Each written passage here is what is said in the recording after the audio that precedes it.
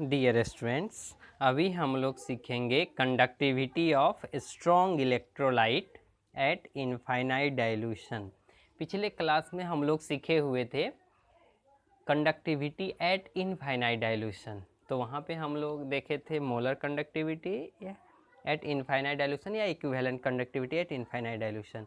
अभी हम लोग सीख रहे हैं कंडक्टिविटी ऑफ स्ट्रॉन्ग इलेक्ट्रोलाइट। अभी आपको यहाँ पे ध्यान देना है कि ये स्ट्रॉन्ग इलेक्ट्रोलाइट की अगर कंडक्टिविटी निकालना है एट इनफाइनाइट डाइल्यूशन तो हम लोग कैसे निकालेंगे।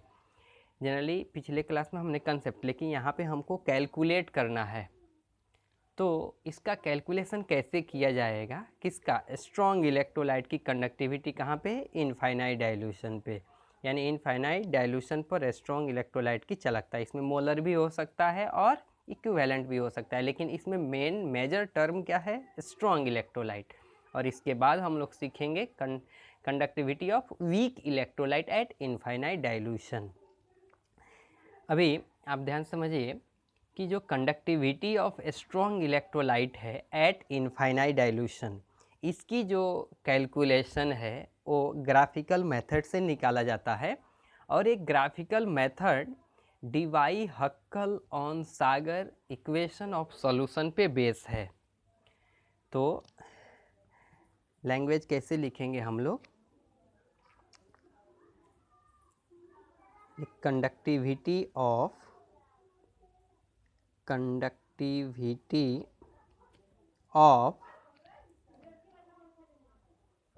strong electrolyte at infinite dilution can be calculated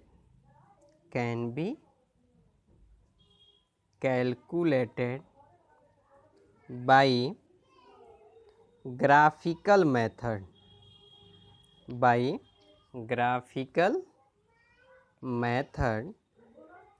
which is based on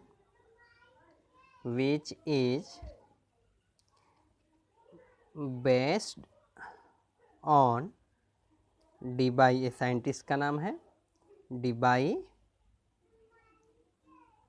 हक्कल Onsager equation of solution, Debye Hückel Onsager equation of solution. यानी हिंदी में अगर लिखना होगा तो कैसे लिखेंगे, यानी स्ट्रॉन्ग इलेक्ट्रोलाइट की इनफाइनाइट डाइल्यूशन पर कंडक्टिविटी की गणना ग्राफिकल मेथड से की जाती है, जो Debye Huckel Onsager equation of solution पर आधारित है। तो अभी ये सबसे पहले देखेंगे इक्वेशन है क्या। तो ये जो इक्वेशन है आप ध्यान से देखिए, मोलर कंडक्टिविटी, ये फॉर्मूला है, molar conductivity at infinite dilution, molar conductivity equal to molar conductivity at infinite dilution minus B root C, ये फार्मूला है। ये किसके लिए हो गया, मोलर कंडक्टिविटी के लिए। अगर इसी फार्मूले को आप इक्विवेलेंट कंडक्टिविटी के लिए लिखेंगे तो क्या लिखेंगे, equivalent conductivity at infinite dilution minus B root C. तो यहाँ पे क्या है, यहाँ पे इक्विवेलेंट कंडक्टिविटी है एट इनफाइनाइट डाइल्यूशन या equivalent molar conductivity at infinite dilution. अभी यहाँ पे जो टर्म है उसको ध्यान से समझिए, ये क्या है, मोलर कंडक्टिविटी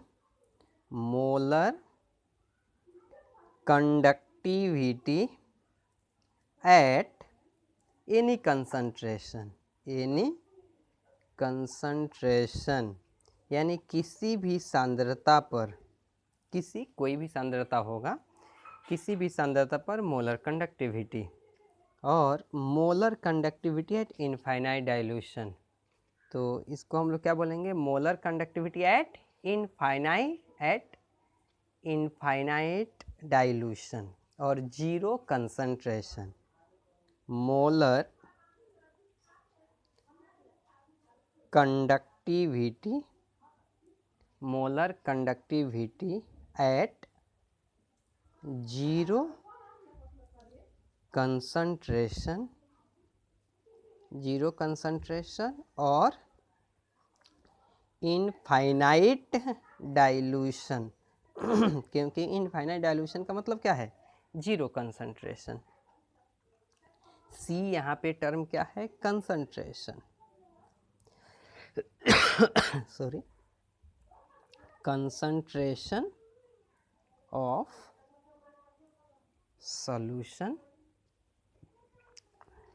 बी जो टर्म क्या है, बी को बोलते हैं इलेक्ट्रोलाइटिक कांस्टेंट, इलेक्ट्रोलाइटिक कांस्टेंट। ये हर एक इलेक्ट्रोलाइट पे डिपेंड करेगा क्योंकि आपने किस टाइप का इलेक्ट्रोलाइट लिया हुआ है। तो अभी आप ध्यान से देखिए, यहाँ पे जो टर्म है, यहाँ पे जो टर्म है वो कंसंट्रेशन है। तो एक रिलेशन होता है, concentration is proportional to 1/v, यानी ये वॉल्यूम है, कंसंट्रेशन। अगर आप वॉल्यूम बढ़ाएंगे तो कंसंट्रेशन घटेगा, वॉल्यूम अगर बढ़ाएंगे तो कंसंट्रेशन घटेगा।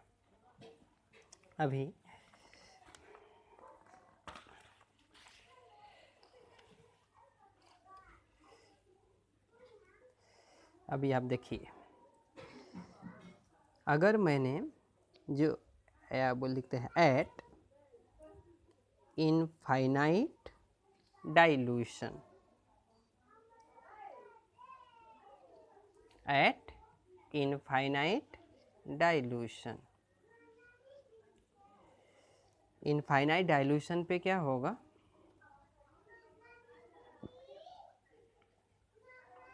इनफाइनाइट डाइल्यूशन पे आपका वॉल्यूम क्या होगा, टेंड्स टू इन्फिनिटिव। आपने वॉल्यूम कितना बढ़ा दिया, इन्फिनिटिव कर दिया। तो आपको तो रिलेशन पता है कि C is proportional to 1/v। तो अगर v इन्फिनिटिव हो गया तो C क्या होगा, 1 अपॉन इन्फिनिटिव या समथिंग अपॉन इन्फिनिटिव। तो C टेंड्स टू 0, यानी जब आपका वॉल्यूम इन्फिनिटिव हो गया है तो कंसंट्रेशन क्या हो जाएगा, 0। ठीक है, जब वॉल्यूम इन्फिनिटिव हो रहा है तो कंसंट्रेशन 0 हो रहा है। तो फॉर्मूले के हिसाब से आप देखिए थोड़ा कि मोलर कंडक्टिविटी जो है, molar conductivity at infinite dilution minus b√c है। यानी जब v टेंस टू इन्फिनिटिव करेंगे तो c टेंस टू 0, c अगर वैल्यू 0 पुट करेंगे तो मोलर कंडक्टिविटी क्या मिलेगा, molar conductivity at infinite dilution minus b into 0√0, ये 0 हो गया। यानी मोलर कंडक्टिविटी क्या हो जाएगा, molar conductivity at infinite dilution. कब, जब आपका कंसंट्रेशन 0 हो या वॉल्यूम इन्फिनिटिव हो जाए। वॉल्यूम अगर इन्फिनिटिव हो गया तो कंसंट्रेशन क्या मिलेगा, 0। अभी इसी को हम लोग ग्राफ में देखेंगे, या आप लॉजिकली थोड़ा सोचिए कि अगर आप डाइल्यूट करते जाएंगे जैसे हम लोग ने प्रीवियस क्लास में देखा था कि अगर डाइल्यूशन बढ़ाते जाएंगे तो कंडक्टिविटी क्या हो जाएगी, मैक्सिमम का। और उसी कंडक्टिविटी को क्या कहा जाता है कि कंडक्टिविटी एट इनफाइनाइट डाइल्यूशन। यानी वो क्या हो जाएगा, अगर मोलर कंडक्टिविटी अगर रहेगा तो हम बोलेंगे molar conductivity at infinite dilution. कब, जब आपका वॉल्यूम इन्फिनिटिव हो जाए। तो पिछले जो क्लास में हम लोग ने लॉजिकली सोचा था, इसमें हम लोग कैलकुलेट कर रहे हैं, लेकिन हम लोग ग्राफिकल कैलकुलेट करेंगे। अभी हमको ग्राफ बनाना है, तो आप ध्यान से देखिए। अभी हम लोग जो डेट यहाँ पे एक्सिस ले रहे हैं, यहाँ पे ले रहे हैं मोलर कंडक्टिविटी और यहाँ पे ले रहे हैं हम लोग कंसंट्रेशन। आप सुनिए ध्यान से, हम कंसंट्रेशन भी लेंगे, वॉल्यूम भी लेंगे। तो इस साइड में कंसंट्रेशन बढ़ रहा है, कंसंट्रेशन इंक्रीजेज। तो अगर वॉल्यूम देखा जाएगा तो वॉल्यूम इस साइड में बढ़ेगा, वॉल्यूम, या इसी को बोला जाता है डाइल्यूशन, इसी को बोला जाता है डाइल्यूशन। तो इस एक्सिस पे जो हम लोग ने मोलर कंडक्टिविटी ले लिया, आप इक्विवेलेंट कंडक्टिविटी भी ले सकते हैं, और इधर हमने कंसंट्रेशन ले लिया, और इसके अपोजिट डायरेक्शन में जाएगा वॉल्यूम। तो वॉल्यूम कंसंट्रेशन जो है आपका 0 है, यानी यहाँ पे आपका कंसंट्रेशन 0 है। यहाँ पे मान लिया 1 2 3 4 ऐसा नॉर्मली डेटा। तो जब कंसंट्रेशन 0 है तो वॉल्यूम क्या है, इन्फिनिटिव। तो जब वॉल्यूम इन्फिनिटिव है उस टाइम पे आपका ये जो मोलर कंडक्टिविटी है वो क्या मिलेगा, molar conductivity at infinite dilution. तो मैं ले रहा कि अगर ये कंसंट्रेशन 0 हो गया तो किसी भी पॉइंट पे जो कंडक्टिविटी आएगी, जो हम लोग मैक्सिमम मान रहे हैं, यानी यहाँ पे वो molar conductivity at infinite dilution कहलाएगा, molar conductivity at infinite dilution. अभी तो ये तो मैक्सिमम एक पॉइंट मिल गया हमको कि जब 0 कंसंट्रेशन है यानी इनफाइनाइट डाइल्यूशन है तो वहाँ पे जो कंडक्टिविटी है वो मैक्सिमम हो गया है, यानी हमको पता चल गया कि ये मैक्सिमम है। अभी मान लीजिए अगर आपने कंसंट्रेशन को बढ़ाते गए, इस यहाँ पे तो कंसंट्रेशन 0 है, अगर आपने कंसंट्रेशन बढ़ाते गए तो आप सोचिए अगर कंसंट्रेशन बढ़ाते अगर उसका नेचर सॉलिड के तरफ हो गया, मान लीजिए सॉलिड हो गया, तब तो आयंस नहीं मिलेंगे सॉल्यूशन में, और जब आयंस नहीं मिलेंगे उस वक्त मोलर कंडक्टिविटी क्या मिलेगी, 0, है कि नहीं।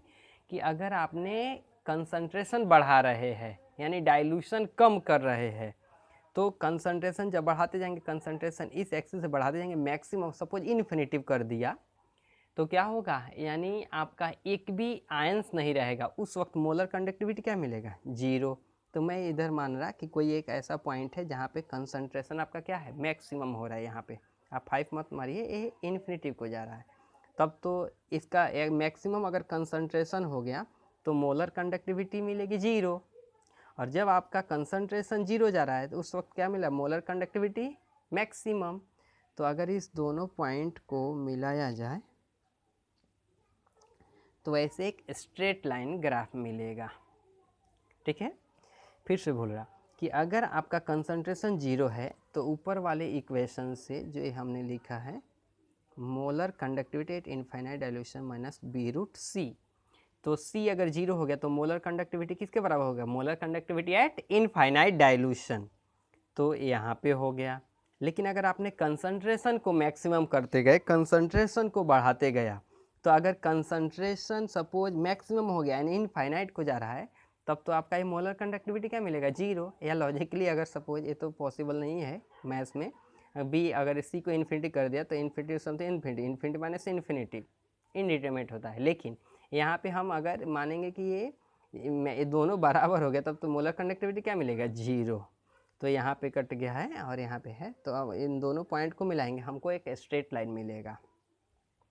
अभी आपको ध्यान से समझने की बात है कि वीक इलेक्ट्रोलाइट की जो कंडक्टिविटी है इसी ग्राफिकल मेथड से क्यों नहीं निकाला जा सकता है।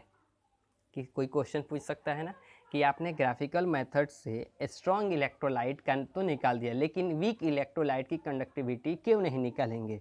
तो अभी आपको ध्यान से देखना है, अगर कंसंट्रेशन आप कम कर रहे हैं यानी डाइल्यूशन बढ़ा रहे हैं, तो जो वीक इलेक्ट्रोलाइट होता है वो 100% कभी भी नहीं टूटेगा, यानी 100% नहीं टूटेगा। तो ये जो ग्राफ है कभी भी इस लाइन को टच नहीं करेगा ये, क्योंकि यहाँ पे मोलर कंडक्टिविटी इन्फिनिटी को जा रहा है, यानी मोलर कंडक्टिविटी है जो वीक इलेक्ट्रोलाइट के लिए कभी भी इन्फिनिटिव नहीं जाएगा। क्यों, क्योंकि वो 100% आयंस तो टूटेगा नहीं, 100% इलेक्ट्रोलाइट्स तो टूटेगा नहीं, यानी 100% उसकी कंडक्टिविटी तो मिलने वाले है नहीं। यानी हम जैसे पानी बढ़ाते जाएंगे डालते जाएंगे उसकी कंडक्टिविटी धीरे धीरे बढ़ती जाएगी, यानी ये ऐसा ग्राफ आता है इस टाइप का। ये ऐसे इन्फिनिटी में हम लोग बोलते हैं कि ये जाके इन्फिनिटी पे मिलेगा, क्योंकि 100% तो टूट नहीं रहा है, तो कब टूटेगा, जब इन्फिनिटी हो जाएगा तब टूटेगा। और 0 भी नहीं हो रहा है, क्यों, क्योंकि आप कंसंट्रेशन बढ़ाते जाएंगे तब इसकी कंडक्टिविटी बहुत ही धीरे धीरे धीरे धीरे धीरे कम होगी। तो हम लोग इस ग्राफ को ऐसे दिखाते हैं, यहाँ से डैश डैश। ये कहाँ पे मिलेगा? इन्फिनिटी। क्यों? क्योंकि आप कंसंट्रेशन तो बढ़ा रहे हैं, लेकिन वीक इलेक्ट्रोलाइट जो है ना अभी थोड़ा टूटा हुआ है, क्योंकि वीक इलेक्ट्रोलाइट का dissociation less than equal to 5% होता है, यानी वो टूटेगा, कम टूटेगा, जीरो भी नहीं होगा, जीरो होगा लेकिन उसके लिए बहुत ही डिफ़िकल्ट है, यानी हाईली कंसर्न। तो हम लोग, लेकिन एक ग्राफ हमको इन्फिनिटी पे जाके मिलेगा, यानी इन्फिनिटी वैल्यू हमको थोड़े डिसाइड करना है, हम तो एक फिक्स वैल्यू चाहिए। तो वीक इलेक्ट्रोलाइट 100% टूटता भी नहीं है ताकि उसकी कंडक्टिविटी मैक्सिमम मिल जाए, और वीक इलेक्ट्रोलाइट जो है कंसंट्रेशन बढ़ाने के बाद जीरो भी नहीं हो रहा है। यानी इस ग्राफ की सहायता से जो है वीक इलेक्ट्रोलाइट की कंडक्टिविटी नहीं निकाला जाता है, जबकि स्ट्रॉन्ग इलेक्ट्रोलाइट की कंडक्टिविटी निकाला जाता है, क्योंकि ये मिनिमम है जीरो और मैक्सिमम है। इसका मिनिमम वैल्यू 0.000 समथिंग, जीरो नहीं हो रहा है और ये इन्फिनिटी भी नहीं हो रहा है। तो ये ग्राफ किसके लिए हो गया? Molar conductivity of weak electrolyte eight infinite dilution. और ये ग्राफ किसका है? Molar conductivity of strong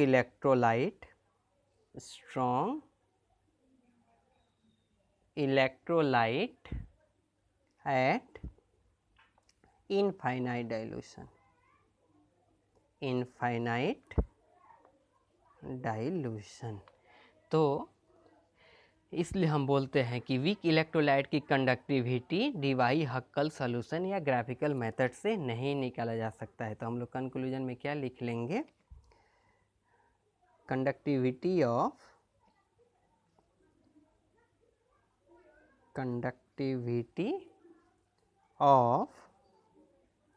weak electrolyte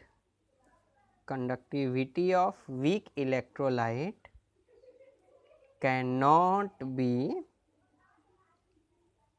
calculated by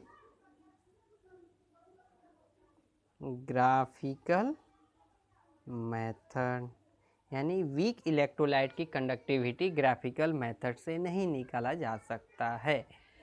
तो यहाँ पे कंक्लूजन क्या निकल रहा है कि स्ट्रॉन्ग इलेक्ट्रोलाइट की कंडक्टिविटी हम लोग ग्राफिकल मेथड से निकाल सकते हैं, जबकि वीक इलेक्ट्रोलाइट की कंडक्टिविटी नहीं निकाल सकते। क्यों? क्योंकि जो स्ट्रॉन्ग इलेक्ट्रोलाइट है वो 100% टूटता है, इसलिए उसकी कंडक्टिविटी मिल जाती है, जबकि वीक इलेक्ट्रोलाइट 100% नहीं टूटता है, तो उसकी कंडक्टिविटी कभी भी मैक्सिमम नहीं होती है।